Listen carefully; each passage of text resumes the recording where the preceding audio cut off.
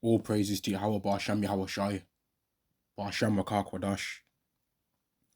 Double honors to the apostles and the elders of Great Millstone, and Shalom to the elected nation of Israel.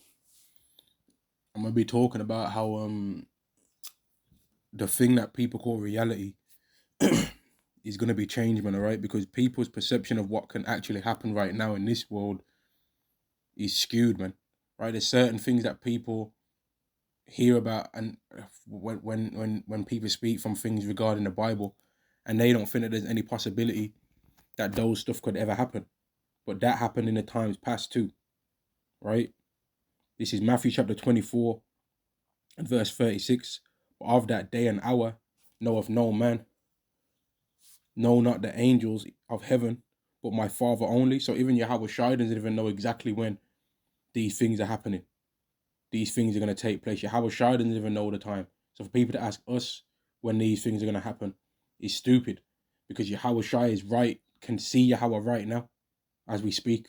Yahweh Shai, according to the scriptures, is the only person that's ever saw Yahweh, and he can see Yahweh right now. He's right at his right hand side right now as we speak, as I speak, right? And he don't even know exactly when these things are going to take place.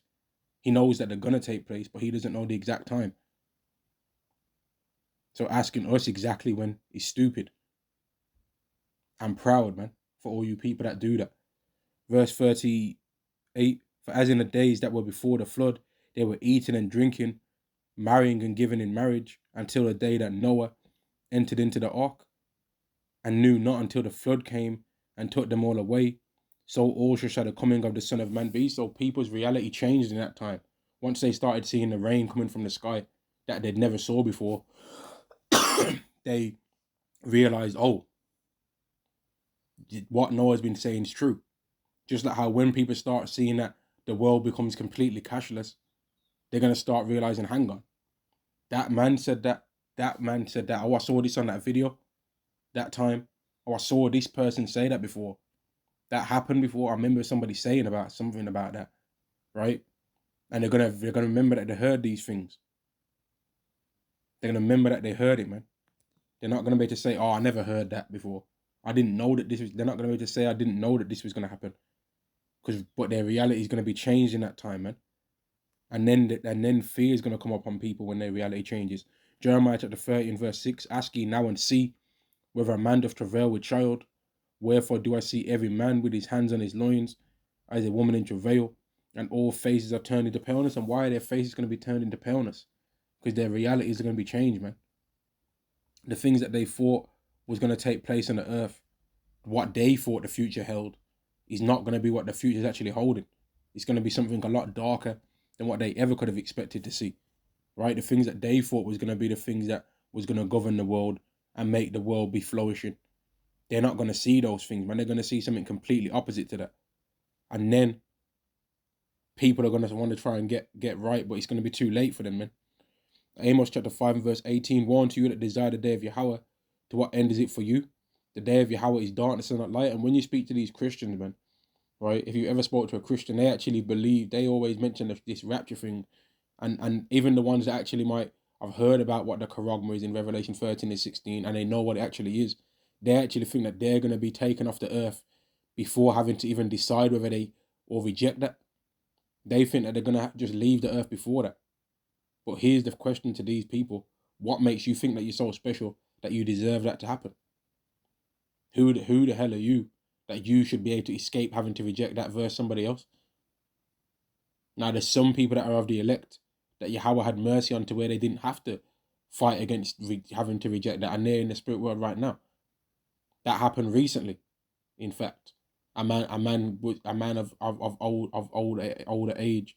He was taken off the earth before that prophecy was put on the earth to where people had to reject. He was taken away from that because he fulfilled whatever Yahweh wanted him to fulfill on the earth already. So now all he has to worry about is coming back down in them chariots, man. But not everybody's gonna have that. And for a lot of these Christians that they think that they're gonna go through it, I don't understand what makes them think that that's gonna happen, man. It's not gonna happen for them like that. Verse 19: as if a man did flee from a lion, and a bear met him, or went into the house and leaned his hand on the wall, and a serpent bit him. So the day of the Lord that's coming is not just going to be people that believed in the Lord get taken away, and then we're just seeing things from above. No, we're gonna be on the earth having to dodge all of these things too. We're gonna be in a situation where it seems like we're not gonna make it, and then we make it. Then we're gonna end up in another situation where it seems like we're not gonna make it. And guess what? We're gonna make it, but we're gonna be close to death on in many occasions in the day of the Lord, man. We're gonna be close to death, close to destruction. We're gonna be seeing it to the left, seeing it to the right, seeing it in the middle. And if we're of the elect, then we're gonna get beamed up after refusing that charagma. And it's not gonna be a thing of, oh, I made I had a 95% attendance rate, so I don't deserve to have to go through this. Or I was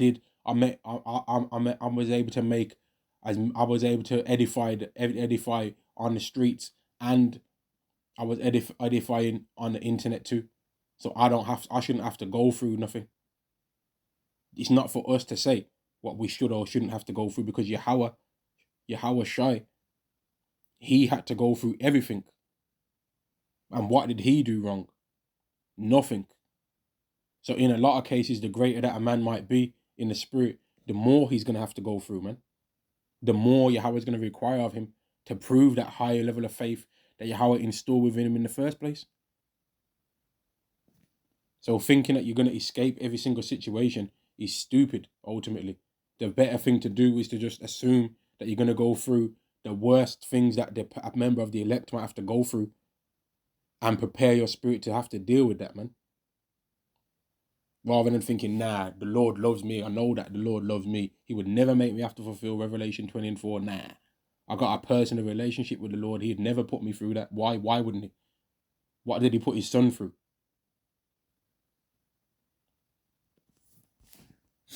Everyone's reality is going to be changed, man. This is 2nd Ezra chapter 15 and verse 14. Woe to the world and them that dwell therein, for the sword and the destruction draweth nigh, and one people just stand to fight against another, and sword in the hand. So a lot of people ain't expecting that, or a lot of people are expecting it, but they're thinking that they're on the winning side, so they're like, come bring it, and they're shouting for it. You hear people say it. They say, yeah, bring a race war, bring it. They say that, right? Because they think that they're on the winning side of these things, or they think that they've got a couple of weapons in their neighborhood, right? And they know that not many other people in the neighborhood have got those kind of things. They'll say, yeah, come bring it.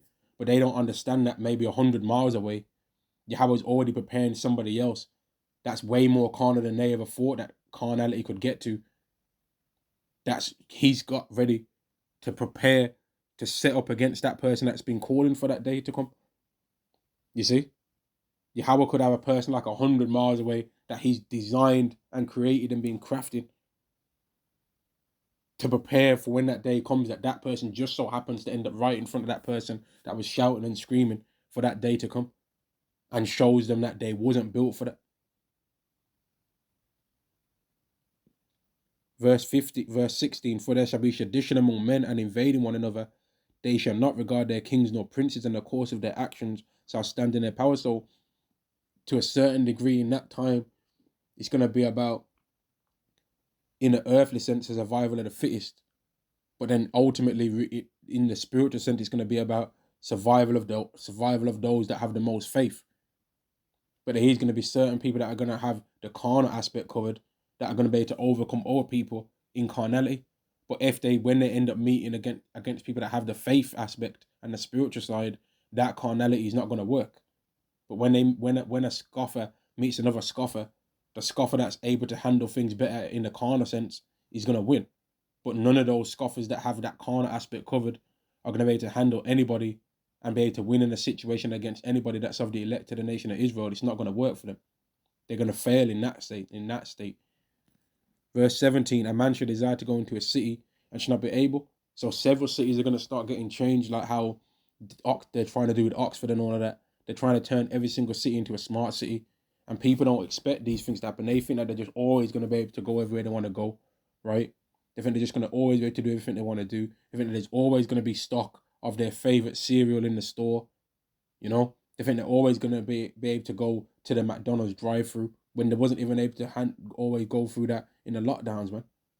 But they think that they're always going to be able to do everything that they want to do. Women think that there's always going to be some man out there that's attracted to them sexually, that's going to be able to, that's going to simp over them and pay their way. They think they're always going to be able to use their beauty to handle situations, and that's not going to work, man. Men that go gym think that they're always going to be able to buy their favorite protein shake and put it in their blender thing and shake it around and drink that. Oh, I'm on 200 grams of protein a day, 1 pound per pound of body weight grams. They think they're going to be able to always do that, right? These vloggers, they think they're always going to be able to vlog and ask for super chats. That's not always going to be working neither, man. People's realities are going to be changed, man.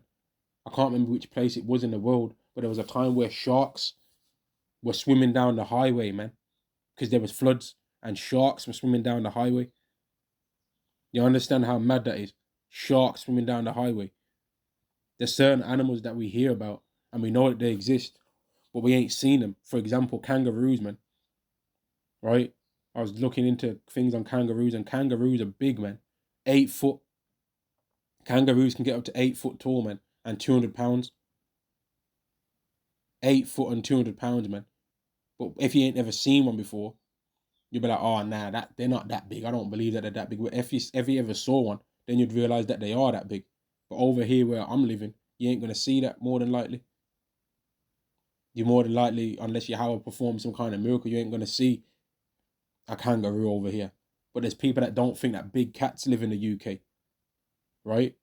They don't think that there's a chance that you could see a panther or something like that, or a jaguar.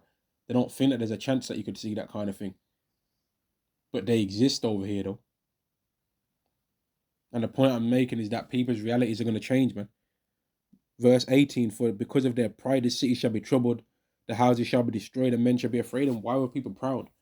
Because they didn't think that this world that they believe in could ever form, and they didn't think that there was ever any way that their reality could be changed. They trusted in this 100% and didn't ever think that anything could go wrong. They trusted in their stocks. They said, you know what, the market always has a little downturn, but it always go back up. I've just been buying the dip.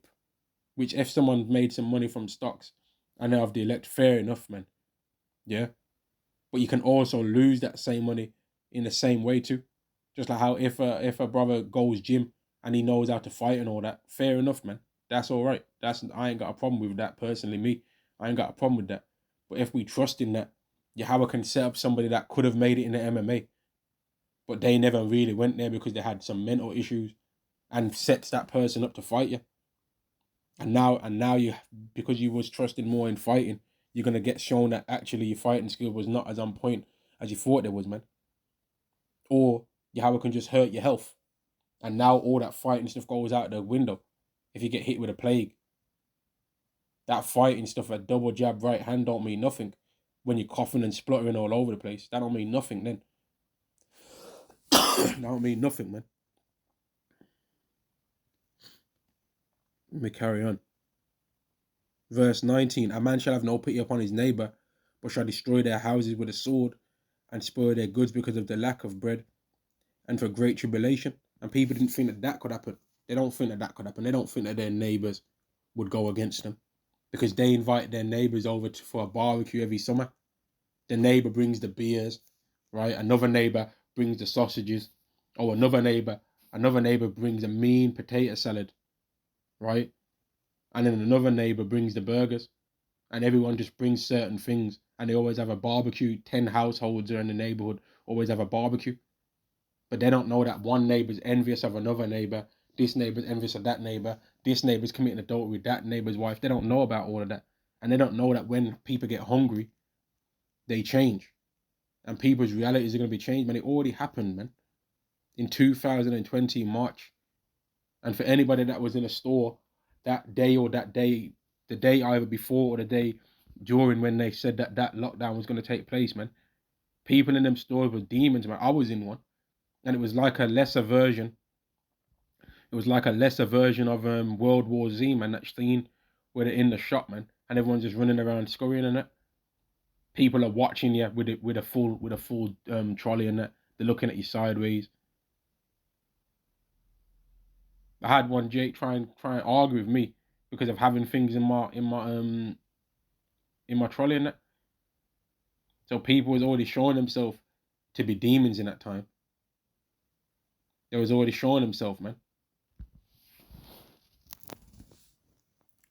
Verse 20. Behold, saith Yahweh, I will call together all the kings of the earth to reverence me, which are from the rising of the sun, from the south, from the east, and Libanus, to turn themselves one against another, and repay the things that they have done to them. Like as they have, and that's World War III, man. Like as they have done, like as they do yet this day unto my chosen, so will I do also, and recompense in their bosom. Thus saith Yahweh, power. So people didn't think all these nations that was just treading on the Israelites, saying, "Go that bend down onto the ground that we may go over," right? They didn't realize that they was gonna have to pay for the things that they did to us, man. But they thought, nah, we ain't gonna have to pay. These people are just always gonna be our slaves, man. And let me find that scripture, man. These people thought that we were just always gonna be. Here we go. This is Isaiah chapter 51 and verse 22. Thus saith the Lord Yahweh, and thy power that pleadeth the cause of his people. Behold, I have taken out of thine hand the cup of trembling, even the dregs of my cup of the cup of my fury. Thou shalt no more drink again. So all these people that are thinking that they could put us back in Atlantic slave trade times, nah, you couldn't, man. You could never do that ever again, man. In an earthly sense, it seems like you could, but you can't though. Because if you when in the time when you try and put your hands on us like that again, Yahweh's gonna just increase our stats, man. He'll increase our strength, he'll increase our speed, he'll increase our pain endurance, and he'll make us turn up on you, man. But they don't believe that.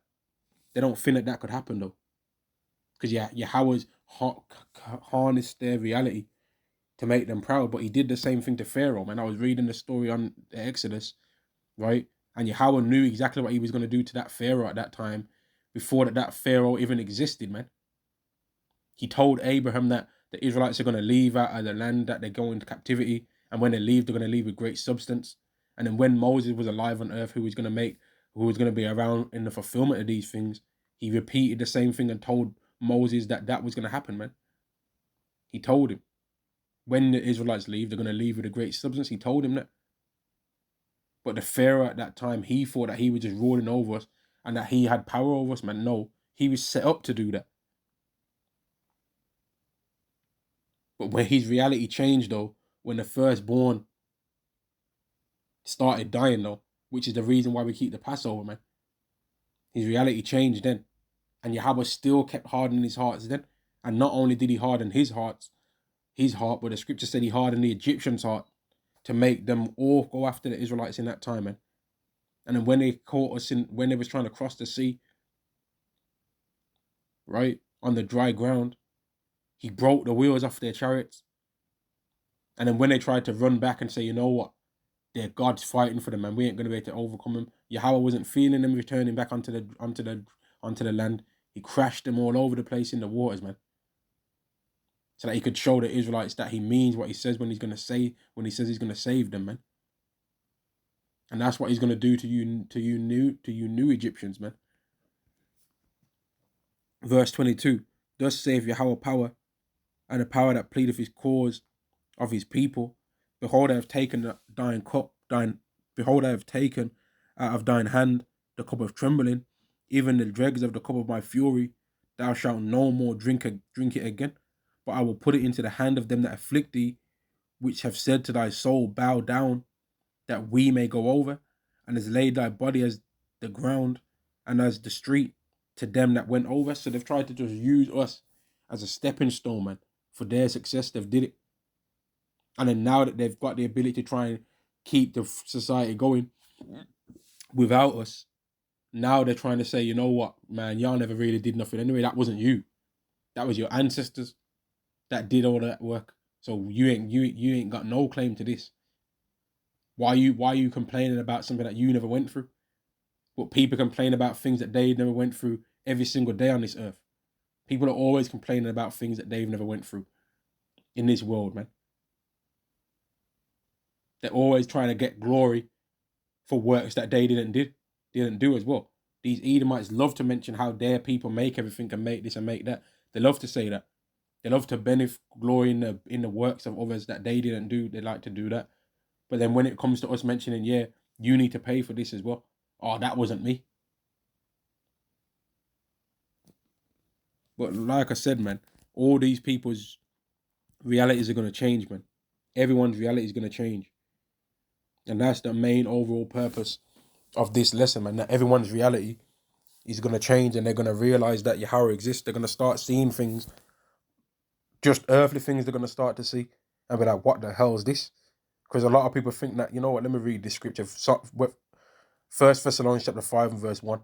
But of the times and the seasons, brethren, ye have no need that I write unto you, for yourselves know perfectly that the day of Yahweh so cometh as a thief in the night.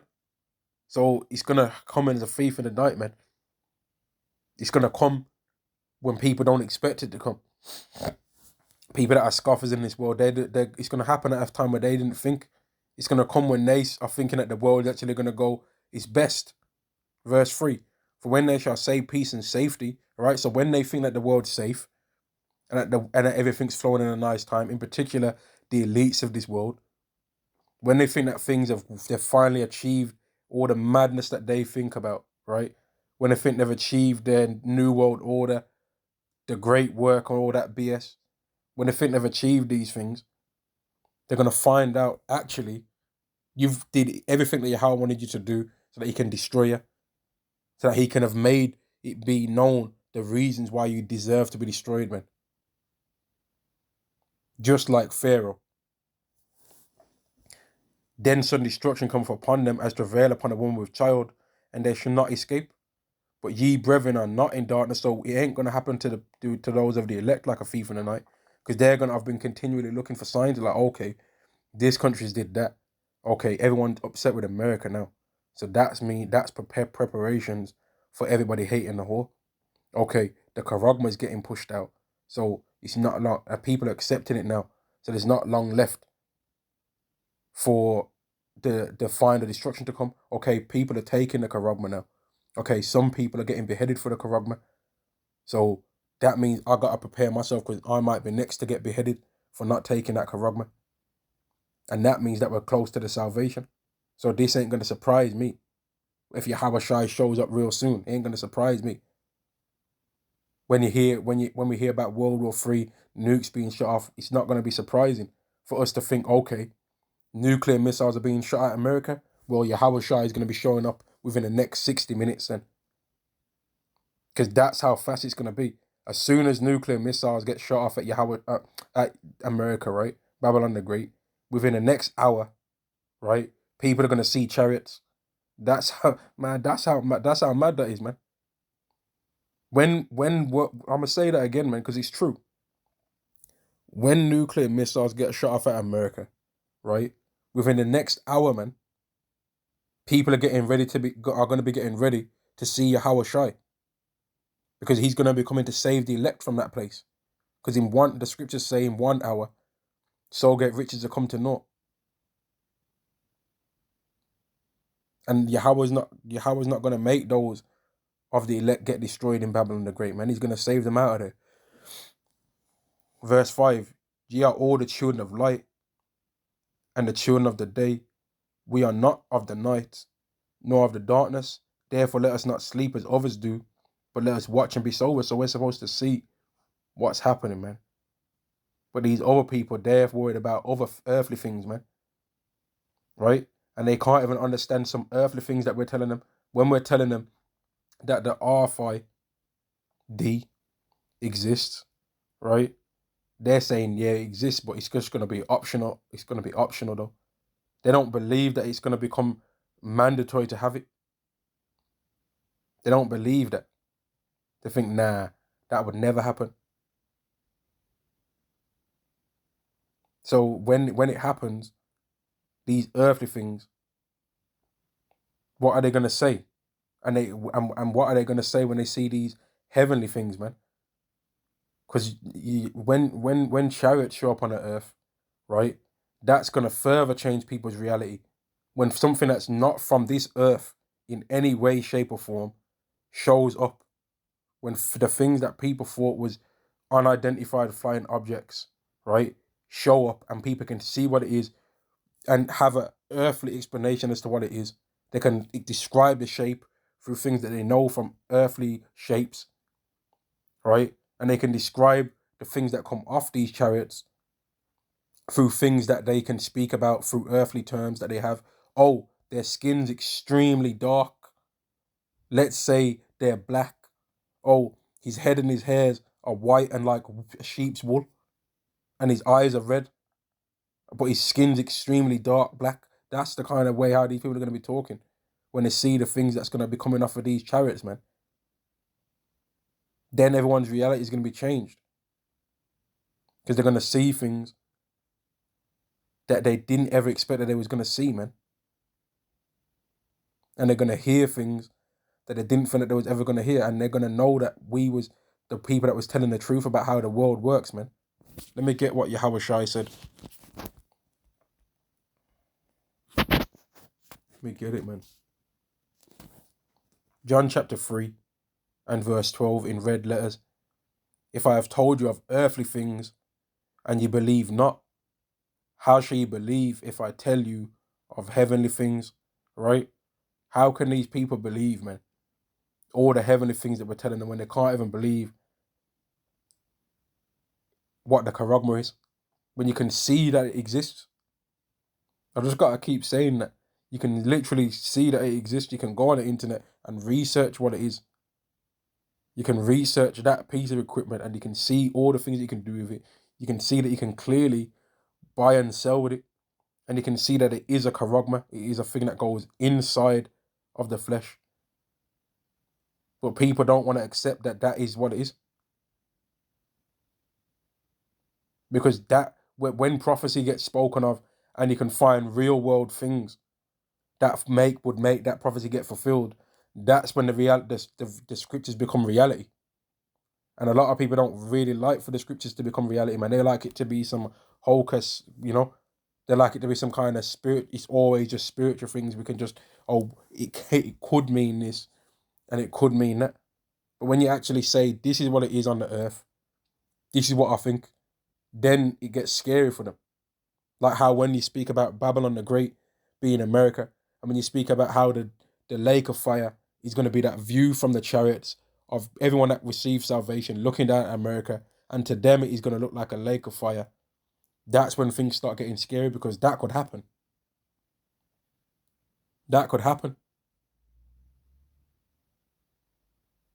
But you know what? I've said more than enough, man. I'm going to end the lesson there.